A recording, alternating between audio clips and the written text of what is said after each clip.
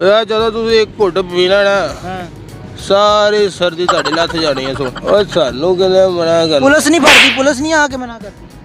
Police वाले ने की भरना जानू। अस्सलाम वालेकुम नाज़रीन, जुनून के साथ मैं हूं आपका मेज़बान मंसूर अली। नाज़रीन सुबह सुबह का टाइम है, मुझे सोए हुए उठाया इन्होंने चैनल वालों ने, पता नहीं क्या मुसीबत डाल दिया सुबह सुबह। कह रहे हैं जी MTS के जो उनसे मैनेजर है वो नशे की लत में लग गए हैं और मुझे यहाँ पे उठा के ले आए हैं। मेरे सामने महंगा टी स्टॉल वाला महंगा नशे की लत पे लगा हुआ है, बूटी बना रहा है, पता नहीं क्या कर रहा है। सिगरेट भी कान पे लगाए हुए हैं, आपको भी दिखाते हैं और इससे पूछते हैं ये इस नशे में क्यों लगा है। आओ।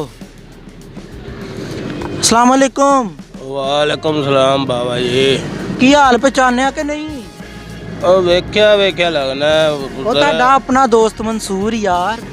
ओ बस अपने ही मौज पाने किसी ਉਹ ਕੀ ਕੰਮ ਪਾਤਾ ਜੇ ਨਸ਼ੇ 'ਚ? ओ यार बूटी प्यार करना वा और की करना सी सोनिया। ਉਹ ਬੂਟੀ ਕਿਉਂ ਪੀ ਰਹੇ ਹੋ?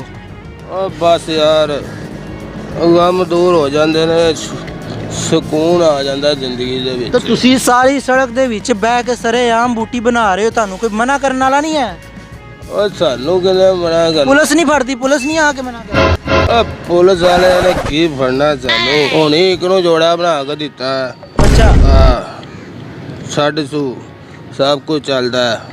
ਤੇ ਯਾਰ ਤੈਨੂੰ ਠੰਡ ਨਹੀਂ ਲੱਗਦੀ ਪਈ? ਦੇਖ ਏਡੀ ਸਰਦੀ ਦੇ ਵਿੱਚ ਤੂੰ ਸਵੇਰ ਦੇ ਟਾਈਮ ਸ਼ਰਟ ਪਾ ਕੇ ਬੈਠਾ ਹੈ। ਯਾਰ ਜਦੋਂ ਤੁਸੀਂ ਇੱਕ ਘੁੱਟ ਪੀਣਾ ਨਾ ਸਾਰੀ ਸਰਦੀ ਤੁਹਾਡੀ ਲੱਥ ਜਾਣੀ ਹੈ। ਸੁਣਿਆ ਪਿਆਵਾਂ ਤੈਨੂੰ? ਨਹੀਂ ਮੈਂ ਕੁਝ ਨਹੀਂ ਉਹ ਨਹੀਂ ਆ ਯਾਰ। ਅੱਛਾ ਛੱਡ ਉਹਨੂੰ, ਉੱਥੇ ਬਹਿ ਕੇ ਗੱਲ ਕਰਨਾ ਹੈ। ਆਇਆ ਨਾਜ਼ਰੀਨ, ਅਸੀਂ ਮਹਿੰਗੇ ਚਾਲ ਇਹਨੂੰ ਜਿਹੜਾ ਫੜ ਕੇ ਇੱਥੇ ਭਾਇਆ, ਹੁਣ ਉਹਨਾਂ ਨੂੰ ਮਨਾਉਂਦੇ ਆ ਤੇ ਇਹਨੂੰ ਘਰ ਲੈ ਕੇ ਜਾਂਦੇ, ਇਹਨੂੰ ਪੁੱਛਨੇ ਆ ਕਿਉਂ ਇਸ ਕੰਮ 'ਚ ਪੈ ਗਿਆ। ਉਹ ਯਾਰ ਚੰਗਾ ਭਲਾ ਬੀਵੀ ਬੱਚੇ ਵਾਲਾ ਹੈਗਾ ਤੇਰਾ, ਪੂਰਾ ਖਾਨਦਾਨ ਜਿਹੜਾ ਸ਼ਰੀਫ ਹੈਗਾ, ਕਿਹੜੇ ਕੰਮਾਂ 'ਚ ਪੈ ਗਏ ਆ?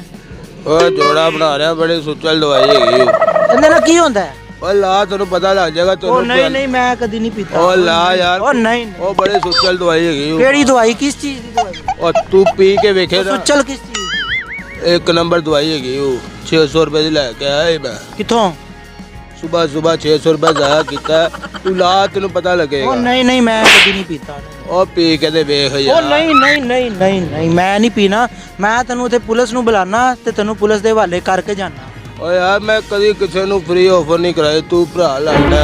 ਨਹੀਂ ਭਾਈ, ਤੇ ਪੁਲਿਸ ਆਏਗੀ ਤੇ ਤੁਹਾਨੂੰ ਫੜ ਕੇ ਲੈ ਕੇ ਜਾਏਗੀ। ਹੁਣ ਯਾਰ ਤੂੰ ਛੱਡ ਦੇ ਇਸ ਲੱਤ ਨੂੰ। ਓ ਯਾਰ ਸਕੂਨ ਲੈਂਦਾ ਤੂੰ ਕੀ? ਮੈਂ ਹੁਣੇ ਪੁਲਿਸ ਨੂੰ ਫੋਨ ਕਰਨਾ। ਅੱਛਾ ਹੁਣ ਤੂੰ ਘਰ ਜਾਣਾ ਕਿ ਨਹੀਂ ਜਾਣਾ? ਤੂੰ ਤੇਰਾ ਕੰਮ ਚੰਗਾ ਭਲਾ, ਤੇਰੀ ਚਾਹ ਦੀ ਦੁਕਾਨ ਚੱਲਦੀ ਪਈ, ਤੂੰ ਇੱਥੇ ਨਸ਼ਈ ਬਣ।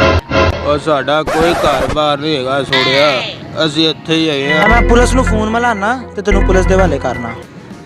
ਓਏ ਰੱਖ ਆ ਖਰਚਾ, ਰੱਖ ਤੂੰ ਸੁਬਹ ਤੰਗ ਕਰ। ਇਹ ਕਿਸ ਚੀਜ਼ ਦਾ ਕਿਉਂ ਦੇ ਰਿਹਾ? ਰੱਖ। ਉਹ ਨਹੀਂ ਇਹਨੂੰ ਫੜ ਤੇ ਸਹੀ। ਉਹ ਫੜ ਰੱਖ ਯਾਰ। ਉਹ ਨਹੀਂ ਰੱਖਣਾ, ਇਹਨੂੰ ਫੜ।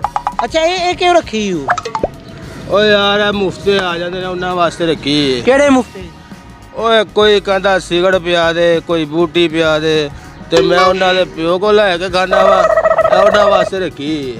ਅੱਛਾ ਤੂੰ ਘਰ ਨਹੀਂ ਜਾਣਾ? ਓ ਯਾਰ ਮੇਰਾ ਕੋਈ ਘਰ-ਬਾਰ ਨਹੀਂ ਸੋੜਿਆ। ਹਾਂਜੀ ਨਾਜ਼ਰੀਨ, ਅਸੀਂ ਤੈਨੂੰ ਬੜਾ ਮਨਾਇਆ ਲੇਕਿਨ ਇਹਨੂੰ ਬੂਟੀ ਪੀਣ ਦੀ ਲੱਤ ਲੱਗ ਗਈ ਹੋਈ ਹੈ। ਤੁਸੀਂ ਦੇਖ ਵੀ ਸਕਦੇ ਹੋ, ਦੋਰਾ ਇਹਦਾ ਸਾਹਮਣੇ ਪਿਆ ਹੈ, ਕੈਮਰਾਮੈਨ ਦਿਖਾ ਸਕਦਾ ਹੈ।